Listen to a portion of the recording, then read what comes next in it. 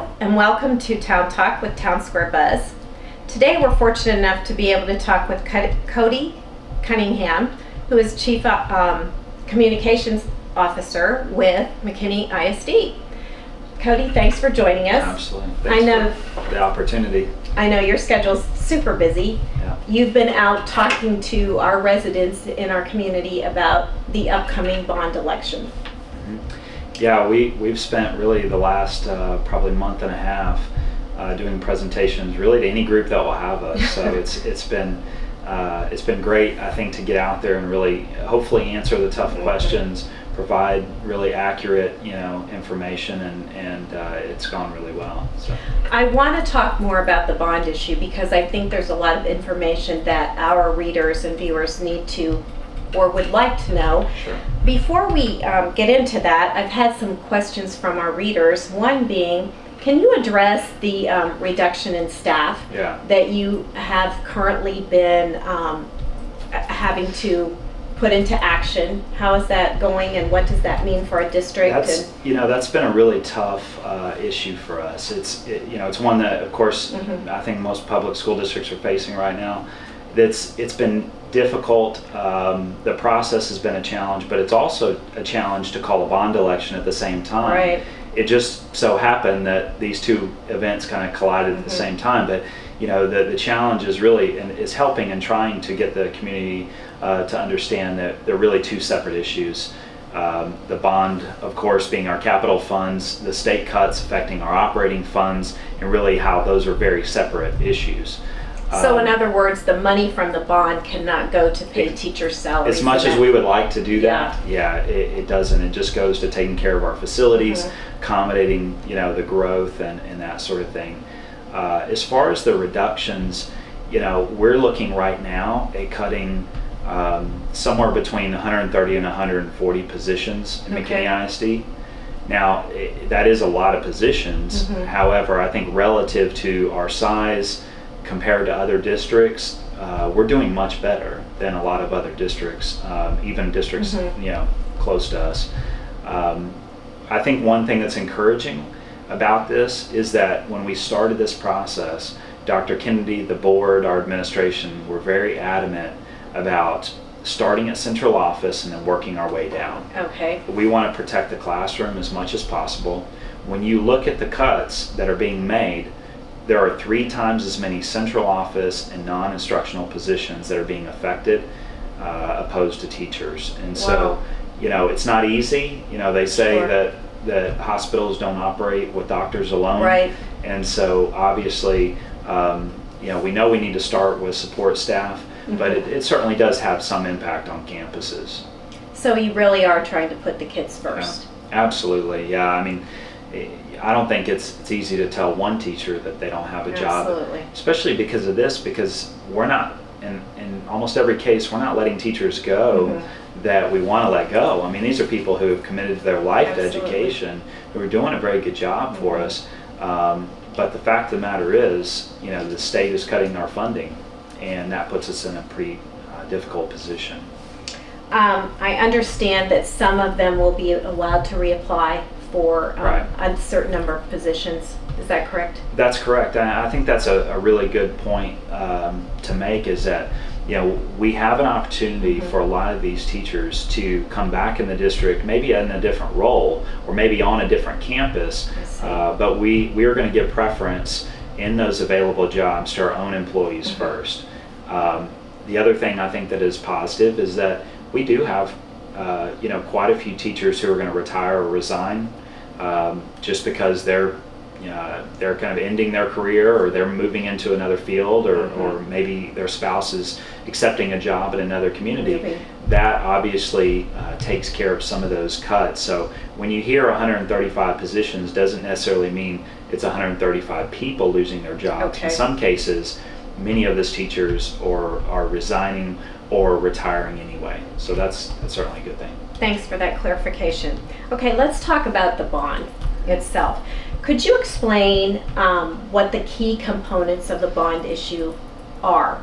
What are we looking at? I think if you distill this bond down to its simplest form, we're basically talking about keeping up with student growth, okay, and taking care of our facilities. So we're looking at additions at a number of campuses, elementary, middle, and high school campuses. We're looking at renovations district-wide. okay, We're looking at safety and security items and technology. So by most standards, I think most people would call this really a nuts and bolts bond.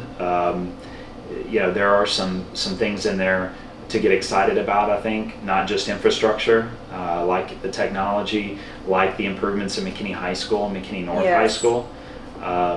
And so that's exciting, but that, you know, there are no new campuses in this election. Okay, so you mentioned technology. From time to time, we hear complaints that the district has spent too much on technology. Can you address that and explain how in the district's view, that technology is an important piece to our students? Well, and that's something that, you know, it's always a philosophical debate usually. Sure. I think most people would agree that there are very few aspects of our kids' lives right now that are not in some way affected by technology. And it's hard, it's a big paradigm shift to look at your funds and see, you know, more and more of it going towards technology, but you always have to keep in mind, you know, that doesn't necessarily mean that it's additional cost. For example, in the past, we may have spent funding on textbooks, which are now becoming digital, where we were spending money on computers and that sort of thing for students. In a lot of cases now, we may be shifting those funds to infrastructure, but we're allowing kids to bring their own technology to school. We have a pilot program at our high schools, bring your own technology, and we know that long term that's going to save the district money because kids can bring their own laptops, their own iPhones. We can support it, put the filters in place. So yeah, we definitely, there's definitely going to be more expenditures in technology. However, the fact of the matter is, when you look at careers, whether it's the health field, whether it's IT and technology, whether it's business, all of those industries are being dramatically impacted by technology. And I think that if you look at the percentage, 22% of this bond going towards technology, and over $20 million directly going to classroom technology, like smart boards, laptops, computers, infrastructure, and those types of things. Yeah, I think that's something that is a little bit easier to understand. So it sounds like our district has taken the stance that usage of technology and implementing that in the classrooms is important to our students' education and preparing them for the global economy that we live in. Yeah, absolutely. I mean, I think, you know, we hear a lot of times people compare us to our neighboring school districts. You know, we don't, and it's difficult for a community like McKinney when we have a higher percentage of economically disadvantaged students than all of our neighbors. And we get compared with Allen, Frisco, Plano, Prosper, and in a lot of cases, you know, it's like comparing apples to oranges, but the fact of the matter is there's a standard and expectation for us to be competitive. And one of the competitive advantages that kids have these days in high school and in college is to be prepared in technology and prepared for what they're going to be facing in the future in their workplace. Okay. Why do you, well, let me stop there. I wanted to go back and touch on the piece you mentioned about the security, additional security at our campuses. Can you expound a little bit more on that piece? That's a good question. You know, security is one of those things, you know, I've heard people say in the past, you know, aren't our campuses safe enough? Not very many people say that, but I've heard it before. And my comment to that is, think about your own child. Is there ever an environment that's too safe for your own child? Probably not. And if you ask a parent, what's your number one priority when you drop your baby off in our schools? What's your number one priority? I have a 4 and a 5-year-old. We take them to church. We take them to school. You know, to preschool. We take them to the various places. I can tell you that while education is a top priority, it's not the top priority, because at the end of the day, it's all for naught if your kid's not safe. And so we feel like there are some things we can do in our campuses to add an extra layer of security. Okay. Doesn't mean our campuses are unsafe. I think most people would agree that we have very safe campuses in McKinney ISD. I think we have probably some of the most secure campuses of any district that I've ever been in. But if we can do some things architecturally to the schools that cause them to be more safe, for a reasonable amount or investment, I think that's something we need to consider. It's a vastly different world than even 5 years ago, isn't it?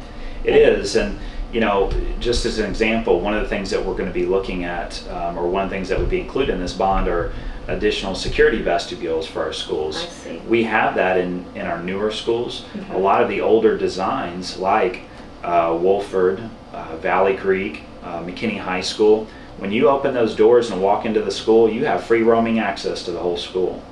That's not really a good architectural design. It wasn't anything that somebody neglected to do. It was just we didn't know that when schools were being designed 30, 40 years ago, or even 15 years ago. Now it's kind of a standard, and so that's something that that we feel is exciting about the bond. Absolutely. Okay, let's stop there and take a break. We'll come back and talk a little more in depth about what the bond, how it will affect the individuals in our community, parents, students alike. So let's take a little break and we'll address those issues when we come back. Sure. Thanks for joining us at Town Square Buzz. Check back and hear the rest of our discussion with Cody Cunningham.